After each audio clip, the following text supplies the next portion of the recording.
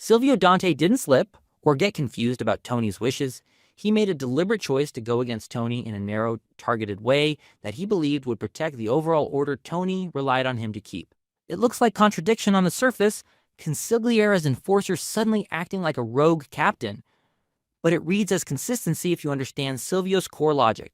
He has always been the house manager of chaos, keep the floor show running, keep the skim quiet, keep the boss insulated. When he green-lit that cable score, knowing Tony would hate the timing or the optics, he wasn't trying to upstage the boss. He was trying to keep oxygen in the room, start with the role he plays. Silvio is not a visionary, he's a stabilizer. He's the guy who translates Tony's volatile impulses into policy.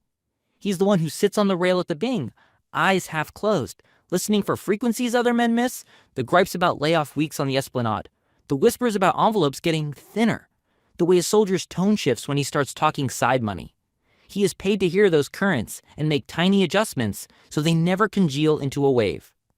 The fiber optic theft sits exactly in that pocket, a micro adjustment masquerading as a misdemeanor.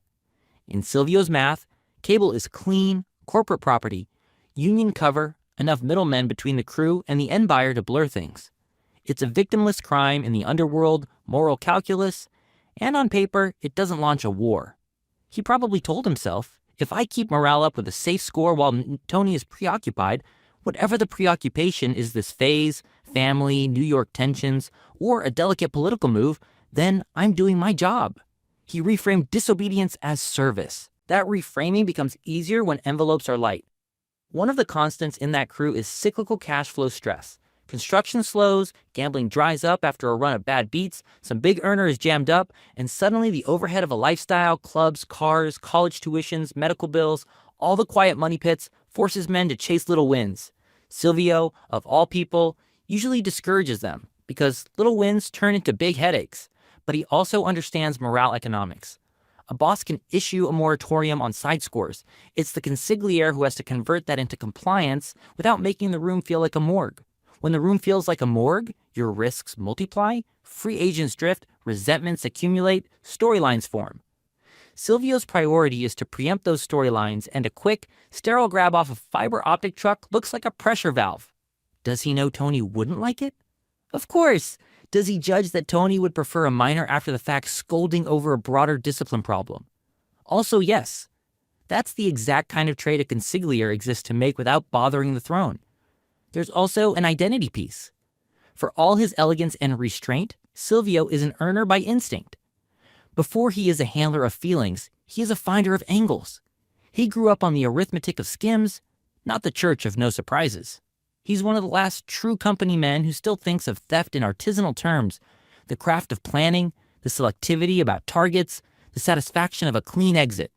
Fiber optic cable, in that sense, is classic old-school inventory theft, valuable, movable, resellable, without the kind of heat a jewelry store or bank invites. It scratches the itch of competence, and competence matters to Silvio's self-image. He's not Tony's psychiatrist or nanny. He's the one who keeps the machine productive while the boss wrestles with kings and dragons. The step over the line isn't a rebellion, it's a return to a method he trusts. When the institution stalls, prime a harmless engine that still runs. There's a psychological positioning toward Tony embedded here too. Silvio respects Tony to the bone. He enforces Tony's will even when it sickens him. Think about the hardest assignment he ever took from the boss and how he carried it out without forcing Tony to stain his own hands. But he also knows Tony. Know someone long enough and you develop an internal Tony emulator in your head, his lines of reasoning, his temper thresholds, the zones where he'll fire you for initiative, and the zones where, after he blows his top, he'll settle down and see the wisdom. Silvio's emulator says, Tony wants control more than he wants abstinence. If you act without permission and the move preserves control, you may get punished, but you won't be exiled. The cable grab is designed to look controllable, no civilians terrorized, no rival territory crossed, no gunplay necessary, clean paperwork cover, fast liquidation. Silvio gambles that when the dust settles, Tony will prefer controlled insubordination to the uncontrolled scrounging that would erupt if he didn't act. Framed like that, the why becomes layered. First layer, cash and morale. A crew that believes it can still eat without starting fires is a crew that stays loyal. Second layer, optics. Corporate property is the underworld's white-collar target, less personal, less tribal, less likely to trigger vendettas. Third layer, containment. By channeling the hunger into a sanctioned, unsanctioned nibble, Silvio keeps more reckless men away from the explosive stuff, drug corners they don't own, night drops guarded by kids with itchy fingers, debt collections that end bloody. Fourth layer, strategic deniability. If Tony finds out, and in that world Tony always finds out, Silvio can absorb the blame personally in a way a captain couldn't. A captain would make it about turf and pride. The consigliere can present it as a calculus error and promise that it pads the next set of envelopes. The system can metabolize a consigliere's mea culpa without losing face. Is there risk? Immense. That Chowdy prizes loyalty expressed as transparency. He wants the family to move when he says move. He doesn't like the feeling that anyone can host their own weather. The fiber optic score, therefore, hits Tony's nerves in two places at once. The nerve of control nobody clears plays without the headset, and the nerve of timing who decides when the fire is safe. Silvio gambles that his unique moral credit with Tony will cover the overdraft. He's the last man in that orbit who can say, I broke the rule to preserve the rule, and not sound like he's staging a coup. Part of why that line can land as history, he has spent years translating Tony's interests into reality with minimal self-enrichment. When he does take a slice, he takes it with the house's math. Tony recognizes that pattern even through anger. And recognition is what spares people in this world far more often than innocence does. There's another force pressing on Silvio in that moment, New York gravity. When tension with the other side of the river is high, the New Jersey operation needs to look unruffled. They can't look starved or demoralized. A tight crew, close to the bone financially, starts making mistakes, and mistakes become invitations. Silvio's move says to his own guys and to anyone watching, we will still have channels. We still have inventory. We can still move 6 figures of product without a rumor crossing the George Washington Bridge. In mafia politics, that's messaging. He isn't just juicing envelopes, he's communicating capacity.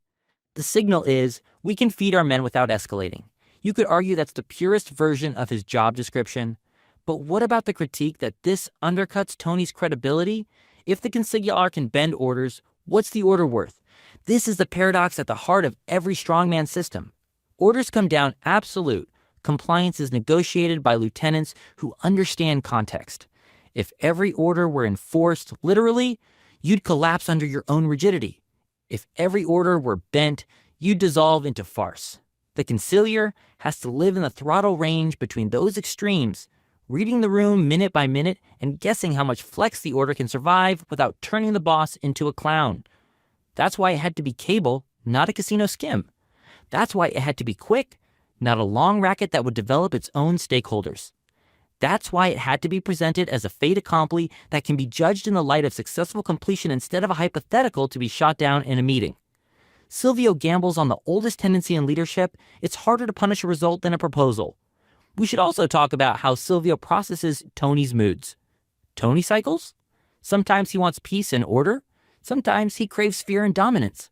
Sometimes he's a CFO calculating risk. Sometimes he's an artist of violence insisting on purity. Silvio's secret power is that he can play to the version of Tony he believes will wake up 2 days after the explosion. The day zero Tony, the one who hears fiber optic and sees insubordination, is a volcano. The day 2 Tony, the one who sees fuller envelopes and no police chatter, is pragmatic. Silvio doesn't disrespect day zero Tony, he endures him so that day 2 Tony can inherit a calmer landscape. Is that manipulation? It's closer to stewardship. He isn't trying to change the boss, he's trying to time the boss. There's a moral shadow under all this. For every clean corporate lick, somebody down the chain gets hurt. Maybe a driver loses a job. Maybe a foreman takes the fall. Maybe a subcontractor's timeline collapses and a dozen legit workers lose a week's pay. Silvio is not ignorant of that.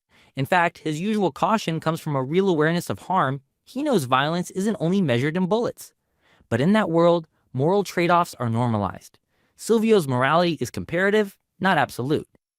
He will tolerate a small harm to avert a larger harm, a controlled theft to avert a disorganized frenzy, a single lie to prevent a cascade of lies. That's why Tony trusts him with hard things, because he will swallow guilt to preserve the shape of the family.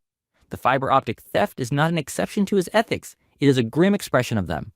People like to say Silvio's defining act of obedience, the dirtiest one, proved he would never deviate from Tony. I'd flip it. That act proved he could carry something Tony couldn't bear, which is not the same as servility. It revealed a man who protects the order even from the boss's conscience. Place that silhouette next to the cable score, and the picture clarifies. He disobeys at the level of protocol to serve at the level of system. He breaks the letter to keep the body alive. Tony has a radar for that kind of loyalty because Tony, too, often violates one principle to preserve another he values more. It's why, after the shouting, Tony can accept a result that offends his stated rule but strengthens his unspoken one. We keep fear down and money up. We keep it professional.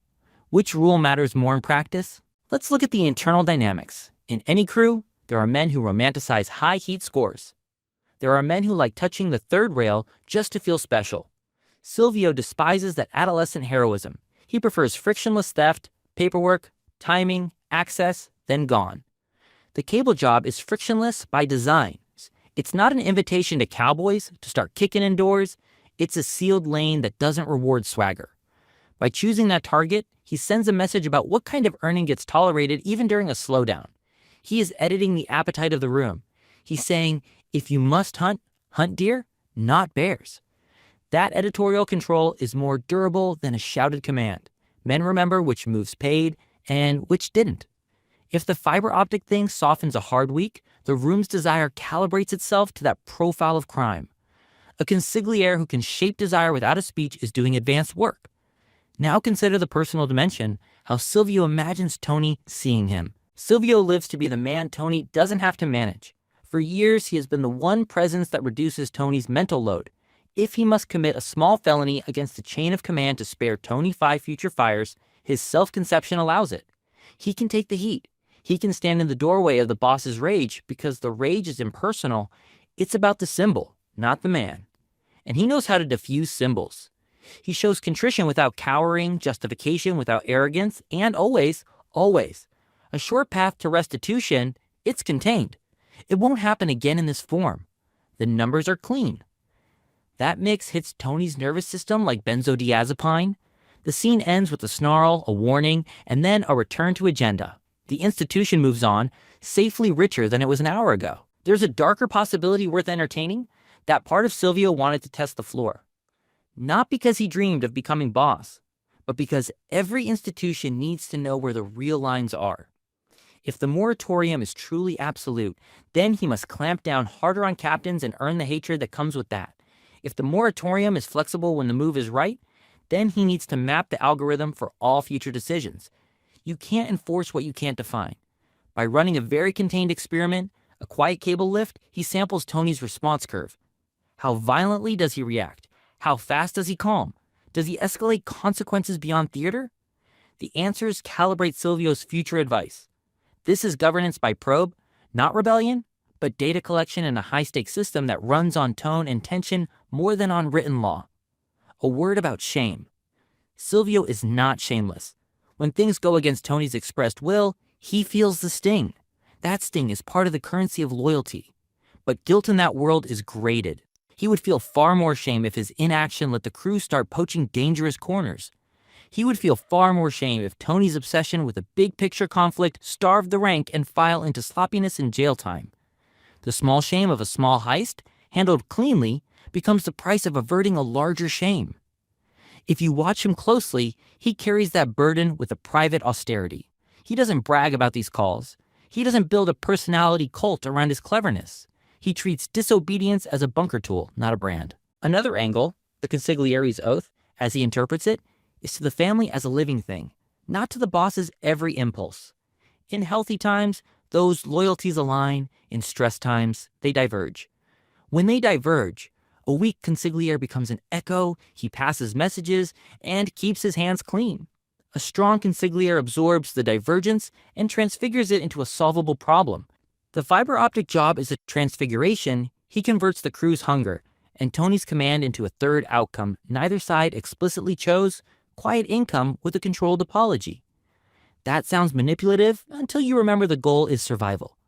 In families like this, survival often looks like a sequence of small, morally compromised optimizations. Silvio knows that. So does Tony, even if he can't publicly bless the method. All of this hints at the most important reason: precedent. Every time Tony gets overloaded, New York, Home crises, federal heat, someone has to keep the earning climate from collapsing. If precedent says, when the boss is focused elsewhere, only the insane and the stupid go chasing hot scores, then the family survives. That precedent doesn't set itself. It's curated. Silvio curates it by allowing exactly the kind of score that will teach the right lesson, restrained, quiet, distant from emotion. He doesn't let the room learn the wrong precedent. We do whatever we want when the boss is busy. He chooses a demonstration effect with minimal toxicity. In a perverse way, going against Tony once, in the least damaging way, prevents 100 worse offenses by others. It's easy to romanticize all this as chess. In reality, it's weather. People are hungry, scared, bored, reckless, proud. They tell themselves stories about what's allowed. They take the temperature from a handful of moments. Silvio knows he can't control the weather, but he can seed clouds. The fiber optic theft is cloud seeding. It drops rain where drought threatens to ignite fires. If a lightning strike still hits, it's a small one, and he can stand there with a hose and a straight face, because he planned the wind. And after it passes, the forest is less likely to blow up the next time someone lights a cigarette. So why did Silvio intentionally go against Tony that one time? Because he believed that, in a world defined by violent absolutisms, the only way to preserve the boss's authority was to bend it in private. For a minute, in service of the machine, they both swore to keep humming. He chose a small disobedience to prevent a larger disorder. He picked a target that honored his own code of clean work. He counted on Tony's long memory for outcomes over edicts. He absorbed the hit so his captains wouldn't learn the wrong lessons. He treated loyalty not as blind obedience, but as intelligent stewardship. And, crucially, he made the call knowing he'd have to wear it. That's another part of why Tony tolerates the man he sometimes scolds. Silvio doesn't hide behind committees, or blame subordinates, or claim miscommunication. He'll say it plain. This is what I did. This is why I did it. And this is how it profited the family. In a society built on plausible deniability, that kind of accountable disobedience is paradoxically the thing that most reassures the king. You can't run a kingdom on fear alone. You need people who will think for you when you can't think for yourself. People who will keep your house intact, even when keeping it intact requires a momentary violation of one of your posted rules. That's the knot, and Silvio ties it tight. He is the rare man in Tony's world whose defiance does not diminish the boss. It shores him up. It redistributes risk from the institution to a single back that can carry it. The fiber optic score wasn't a rebellion. It was a maintenance act disguised as a sin. In any other mouth, it would have been mutiny. In Silvio's, and only in Silvio's, it tasted like medicine Tony would never ask to drink, but would later admit helped. And for a consigliere, there is no higher form of loyalty than to administer medicine the patient hates in order to preserve the body the patient loves.